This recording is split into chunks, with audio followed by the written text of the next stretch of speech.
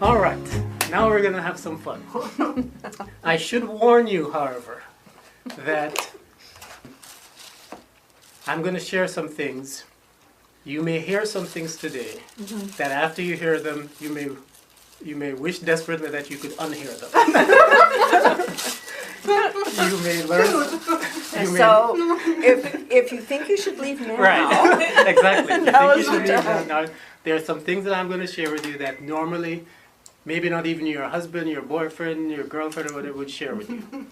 So if you're not prepared, I'll save the talk about bowel movements and stuff for later on. Okay, Jackie. Don't worry. it's all part of life. But if you can't talk about bowel movements and sex with complete strangers, who can you talk about? All right, but in the interest of getting you the information that I think is necessary, I believe it's important for me to really get to the details of some of the stuff that I do that I found helpful in my own health journey. Now, first I'll say I am not a medical doctor. I do not have a medical degree, so if that is a prerequisite for you listening to any of my advice, then you should leave now. Now, I'll tell you, September 12th of this year, I went on a 15-day fast. Complete water-only fast. So I only drank water, about maybe that much water a day, maybe a little bit. Yeah, there's a Arrowhead Mills bottle of water that's about this size, one of those every day. So I did that for 15 straight days. No food, nothing solid, just water every day. Now, And yeah, feel free to ask questions as we go along. And what I'm going to share with you today is some of the experience of going through that fast, what I experienced, why I did it, breaking the fast, and all of the details that I can recall to help if that is something that you are interested in doing. Yes, you were going to say something? yeah, no, that doesn't seem like a whole lot of water. It Yeah, I probably think isn't. I more. should probably do, how much is that? That's 30, probably 32, a little more than 30, So, 40 maybe? gosh. Yeah, it should. They say But it should be about half gallon to a gallon a day. Okay. But okay. I probably wasn't doing enough water. But you could do Okay. more, right? Yeah, do you could, more. and you could do. I could do more than that. Okay. All right. I'm also going to give you some other alternatives because I've been vegan since, and I've been no meat, and I've been on basically a health journey all that time. So I'm sort of at the far end of the fringe right now and fanatic. And vegan is no dairy, no meat, Right. No dairy, no meat, no chicken, no eggs, no fish, nothing with a face, nothing with a mother, nothing that can run away from you if you go after to eat it. So, no sodas, nothing in cans, nothing, no prepared foods, no hamburgers, no pizza. So all of my food is just natural stuff. Gotcha. So I'm at this point now where I'm doing 15-day fast, but I wouldn't suggest that somebody doing a fast for the first time do 15 days initially. Yeah. So I'm going to also show you some alternatives to your first fast. And in fact, my first fast was not a complete water fast. My first fast was something called the lemonade fast, and which I'll talk about later on. But at the very least, I would suggest that if you're thinking about it and you've never done a fast before, that you at least for one day just decide that at 12 noon today, I'm not going to eat anything until 12 noon the next day, and see how you fare with that, just as a starting point. And drink water, and but nothing solid. Now, there are some people who I meet who actually think that they will die if they don't eat for a day. And I'm not saying that to make fun of anybody, but you talk to people and they really believe that they have to eat 3 meals a day or else something really, really bad is going to happen. Yeah. So I'm here to tell you that there are people, and you've read about them, but you've probably never really put it in the perspective of how it would apply in your life. You've heard of people fasting for weeks, monks and stuff fasting for 40 days and 40 nights. So you know it's possible. You will not die if you fast for a week or so. But some amazing things will happen, and I'm going to share with you some of the things that are known to result from fasting that will blow your mind. All right, now before we get started, I'll just tell you a little bit about myself. I wasn't always a health fanatic. I was born in Jamaica, grew up eating curried chicken, curried goat, pork, fish, all sorts of stuff that most Jamaicans eat. But I ran into a fellow who was Muslim, and he just in the course of conversation, started asking me about my diet. He said, do you know what's in the food that you're eating? And, and I'd never really thought about it before. It was really a foreign conversation to me. But in sitting there clueless with the answers, I don't like to be in a position where I don't know the answers to, simple questions. So I started some research and started figuring out to answer his question, what was in the food I ate. I read a book called How to Eat to Live. No, there are different versions of that. The one I ate was a book that the Muslims used called by Minister Muhammad. I also read Diet for New America by John Robbins.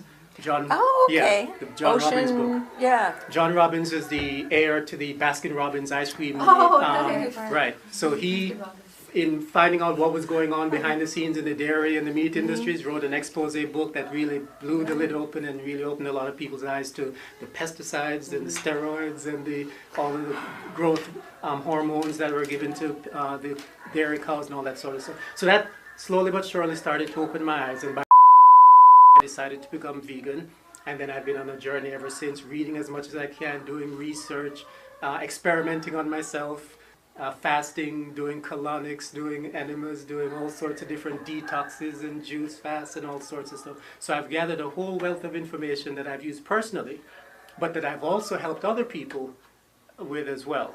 So whether it's helping them eliminate gray hair.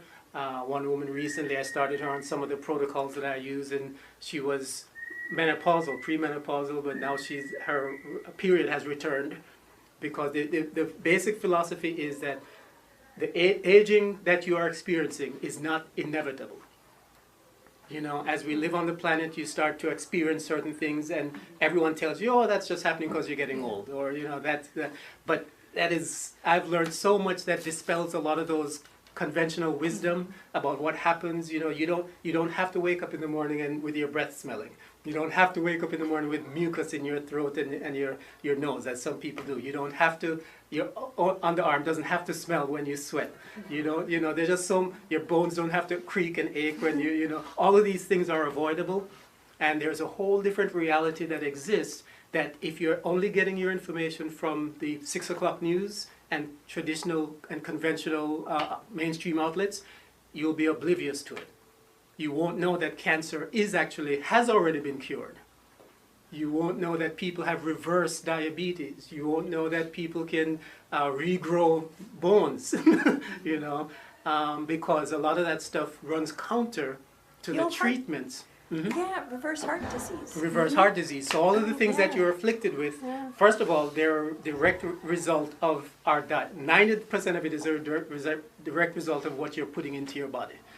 But if you were to start a movement of people who started to act counter to the way things are, you'd basically crush the economy. You'd crumble the economy. Really. So no one has a vested interest in really helping people be healthy. All the walks that they're doing for cancer and breast cancer and all that stuff, all of that is avoidable. I mean, the saddest thing that I've heard recently is, what's her name, Angelina Jolie cutting off her breasts in a preemptive move. I mean, all of that's just barbaric, and it's just so sad when you realize that even though people may say you have the marker, or for this disease or that, that's, first of all, it's just one person's opinion, but it doesn't mean that you are destined to have that, whatever it is, cancer or diabetes or whatever. So anyway. Rheumatoid arthritis. Or rheumatoid arthritis. Essentially, everything that I follow in my life is based on a certain philosophy that I've developed. And when I say I've developed, meaning I came to my understanding of it, but I'm not the only one who believes this. So the first thing that I'd like to suggest to you is that nature is perfect. So right now I'm going to describe the basis of my philosophy and the basis of a belief system that starts this first basic premise, and then I want to get your feedback on it and let you know that if you believe this as the initial premise, then everything else that I'm going to say afterwards will make more sense, and you'll be able to prove it for yourself as well. Now, honestly, how many people here believe that nature is perfect, or do you believe that nature is flawed? Or what's your belief about how nature operates? Now think about that for a second. A lot of people may not have thought about it. And while you think about that, the question is nature perfect or is nature flawed? Did nature require men with lab coats to come around in order to perfect it? Or does nature exist in a state of its own perfection before men, Western men, or whoever, mankind came along to perfect it? Ponder that for a second. I won't force you to answer yet. But my philosophy is based on the premise that nature is perfect, already perfect, has been perfect, is inherently perfect, and we as creations of nature have that perfection already built into us. The reason we may not be manifesting that perfection has nothing to do with nature's imperfection. It has to do with what we are doing to our bodies, even in spite of nature's perfection. So for example, you cut your skin. You don't need to rush to a hospital for it to heal itself. The body is already coded and designed to already send white blood cells to kill the bacteria, and then it mends itself already. So there's a certain healing mechanism already built into the body that you don't have to do anything about. Something gets in your throat, your body automatically spasms and coughs in order to get it out. You sneeze, the sweating releases toxins. So there's so many aspects to nature, to how the body operates, that if you think about it and really think how the body works, the body is already coded to heal itself. Now, if as I said these things, they don't ring true to you, please raise your hand and speak out so that we can address it. But over the course of years of me and other people looking at you, realize the body is already coded to heal. The body can heal itself. What's missing in most of society is the fact that we don't give it the sufficient raw materials that it needs in order to fulfill that healing code. The second thing that we don't often do is we don't give it the time it needs in order to heal itself. And one of the best ways to give the body the time it needs to heal itself is to fast. All right? Now, the body has two basic modes that it can be in. It can either be assimilating food and digesting and all this stuff, or it can be healing. But it can't really do two at the same time. So when you get up at 7 and you eat, and then you eat again at 12, then you eat again at 6, and then you eat again at 10 before you go to bed, you're constantly in a state of digestion, your body's working, and you never really give it a chance to rest, shift gears, and then start to heal. We know that that's true because when you do finally sleep and get up in the morning, a lot of people have symptoms that show that something has been happening at night.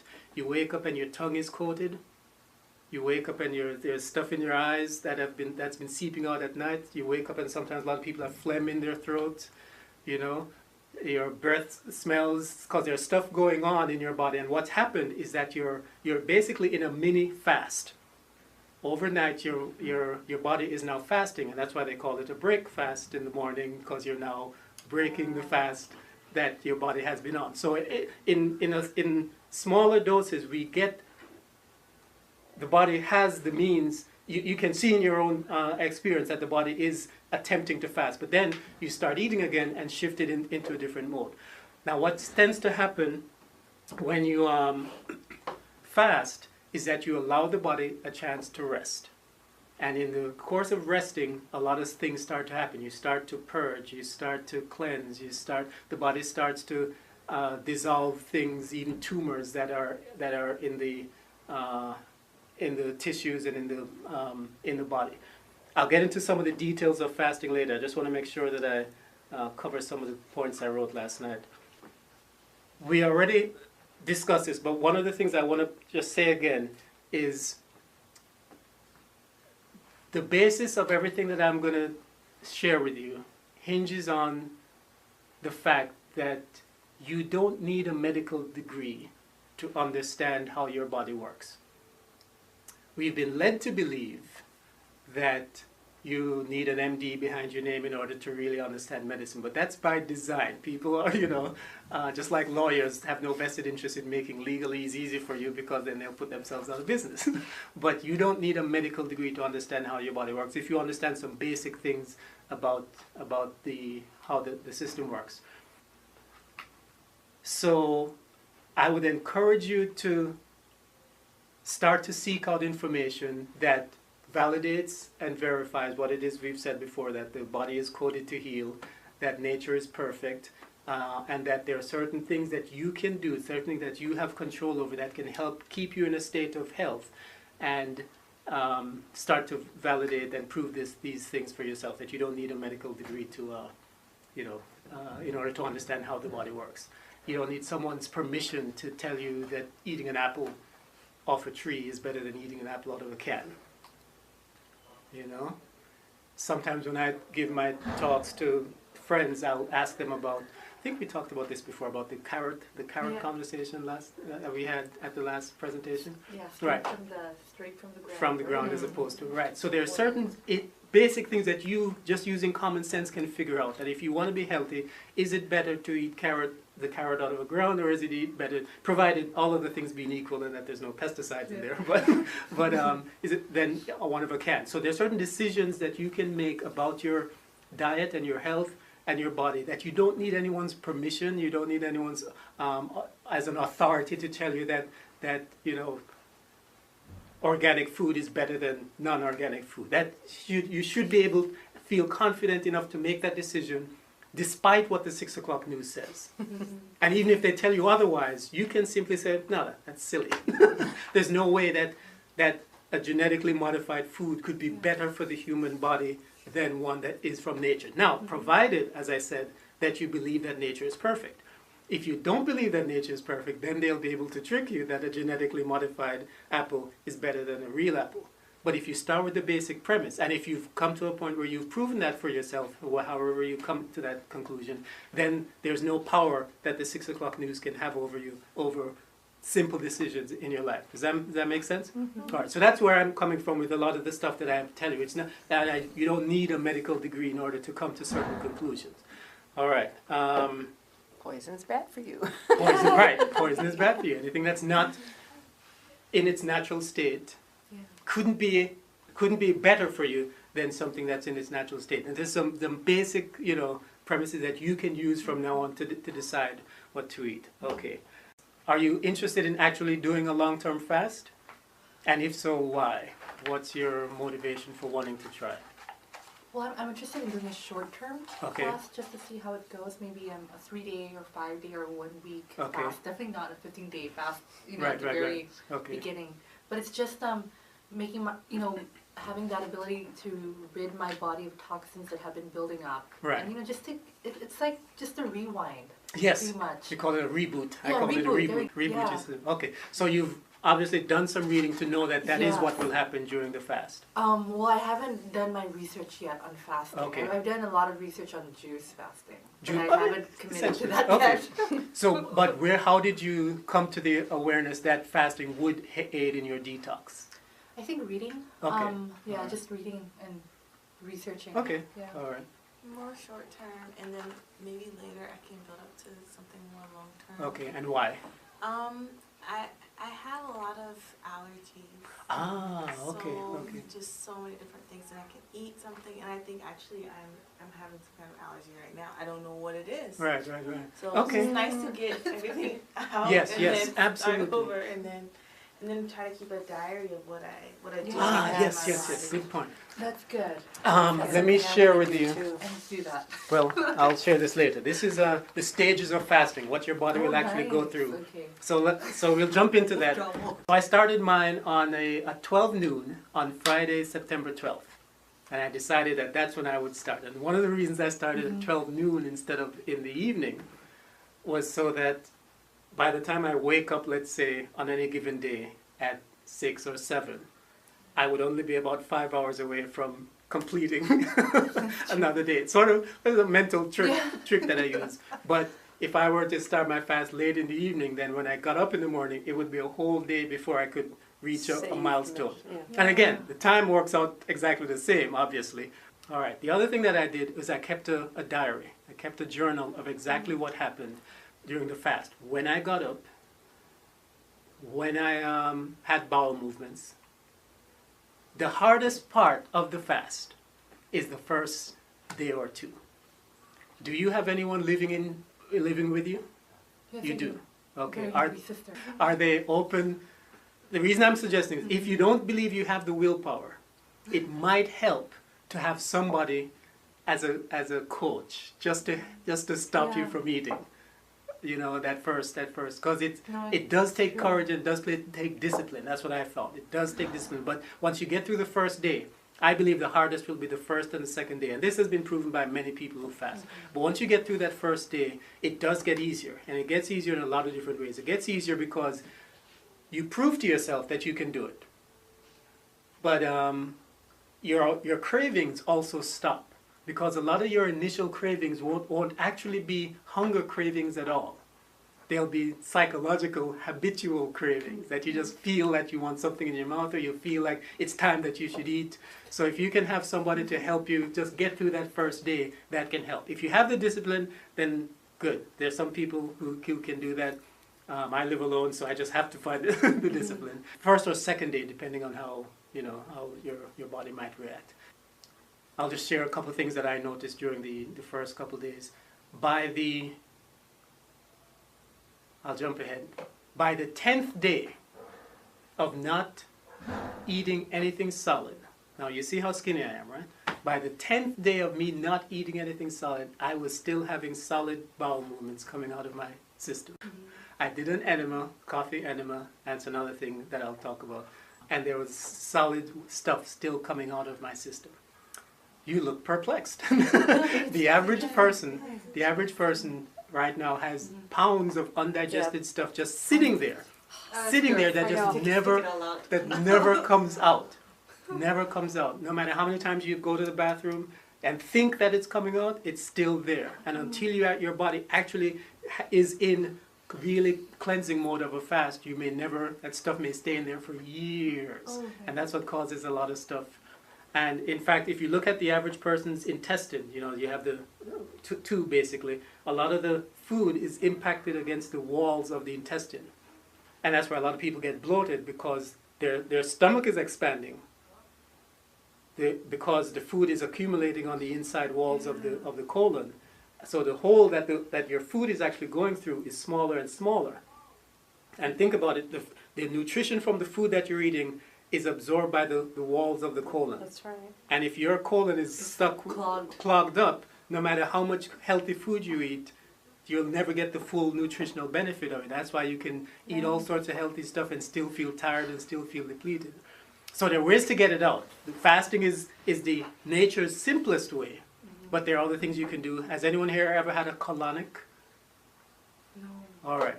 Alex, I'll introduce you to it. Colonoscopy, is that the same thing? It's the same direction. Organ. So here's what a colonic is. And I understand that if this is the first time that you're hearing this, it's for some people it blows their minds. And sometimes, I think women are more open to this than men are. I asked you if there were going to be men here. That's right.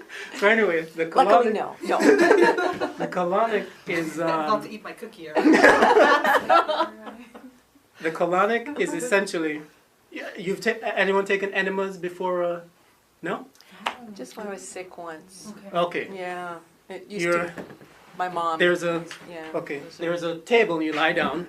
There's a hole in the middle of the table. All right. You're seated on the table. There's a big thing of water right here, 5 gallons of water. There's a tube coming out. You're lying back. The tube goes in where you would expect it to go in. And water is slowly introduced into your system, and it goes all the way up. Yeah. And then your system automatically will flush it out. And the tube is designed in such a way that stuff doesn't go back into the tube, but it flushes out. And then more water goes in, and water is maybe a little bit warmer than room temperature, and sometimes may have some glycerin or something in it, depending on who's doing it, or some herbs. And eventually you do that, and flushes out, and it goes all the way in, loosens up the fecal matter, and flushes out. Some people, myself included, swear by it. Other people don't think it's the best way, and they would actually rather do a fast or some other means that goes this way rather than this way. It's called an enema? That's a colonic. Colonic. The one I just described is a colonic. Now, I'll tell you my experience with the colonic. I did one a couple years ago. Here on island? No. There's no one here on island who can do it. I think Guam may be the closest place. But you could actually self-administer, but I would suggest getting someone else to do it. You can buy a Kalima board and do one yourself. Now, I was vegan. I had already been vegan for 10 years. I went to a naturopath, and she said she could look at my tongue and look at my eyes and tell, Walt, you need a colonic. You have some parasites in your system. And I said, no, that's okay. I have been vegan for 10 years. I've done fast before. You know, I'm pretty clean. I don't need it. She said, no, just humor me. Just trust me. So I said, okay, fine. I'll do 1 day. And she said, well, no, you kind of need more than 1 day of a colonic. So I said, all right, cool. It was more money. I thought she was just trying to, suck money out of me. So I did it. I agreed to, I think, a 5 or 7 day schedule. So the way she does hers is she has green juice and psyllium. Are you familiar with psyllium husk? I'm familiar. It's bulk, right? it's basically bulk fiber. If you ever see Metamucil or those types of things, it's basically just fiber that you mix up and you drink, and it bulks up. So it pushes stuff out of your system. So her therapy was every 2 hours you drink a little bit of apple juice and some green powder. And I don't have the green powder. And then 2 hours later you drink some, and then you do that all throughout the day. And then you'd go to her once a day, and she'd do the colonic. The purpose of the psyllium husk is to bind with the fecal matter in your system, and then when the water comes in, it flushes everything out. Is that making sense? I hope I'm not. All right. So I did that first day. Stuff goes in, it comes out, and she shows it to me. And I take pictures. I won't show you the pictures. And oh, that's interesting. and She then, allow you to see your. Yeah. Because there's a little net underneath that catches it. The second day, stuff goes in, and the only thing I'm drinking, I'm not eating anything, only the green juice and the psyllium. Third day, stuff goes in, stuff comes out, and she shows me. Fourth day of eating nothing at all and only doing colonics, she said, hey, well, come and take a look at it. These are the worms. Wow. There were worms. Little white worms, and she could show them, that are in your system. And not everyone has them, but a good naturopath could look at your eyes and can tell. And sometimes if you have low energy, sometimes if you have gas, sometimes if you have gurgling in your stomach, sometimes if you have bumps on your face, it might be an indication of parasites in your system. And no matter how well you eat, you're always feeding the parasites. So they grab on to the system, to your internal system, and there's no way to get them out. The green juice floods the body with chlorophyll. The chlorophyll basically kills it creates an environment that's inhospitable to the vermin. So then they start to loosen their hold, and that's when you can get them out. And it's such a weird. I mean, it's a different perspective of thinking of you as being a host. Right. To all kinds of things, and there's a. Send you the link. But there's a MOOC. I'm into MOOCs. What's a MOOC? A MOOC is a massively open online course. Oh, okay. And there's one on the gut biome. And it's all about, its research is being done to look at what the American gut is like, and comparing it to other nations. Oh, that's cool. It's a global study. Just amazing. I know, but anyway, I'll send you the link. All right. But it's fascinating. Yeah. So just so you know, after years of eating what I thought was a healthy diet, I'm still afflicted by stuff that was years ago when I was eating pork and all of that stuff. They're all in your system. All still in the system and just never come out because there's no opportunity for the body to rid itself, and fasting is one natural way of doing that. And so that's why I swear by colonics, but it's not the only way. There's other therapies that you can use. There are herbs that you can take that can also dislodge the worms. I'm just picturing myself, like, if I ever, like, look at the toilet bowl and I see worms, I'm just faint. I'm just faint. But I want to get a colonic. Right. Well, that's an interesting thing. You're saying, so that's why, the fact of seeing what was in your system would scare you away from getting this stuff out of your system. No, I just want to get them out. No, just Yeah. So anyway, so that's, I suggest the colonics for people because it's a very immediate way of doing it. And your body will recuperate afterwards. So I understand some people don't like the fact that it introduces a flow in the opposite direction from what is natural. But personally, I advocate it because I've seen what it can do, what it has done for me. Okay. Another, was that, we were talking about the fasting. So, yeah, so I do, so the other thing I do are coffee enemas. All right. Have you ever heard of Charlotte Gerson?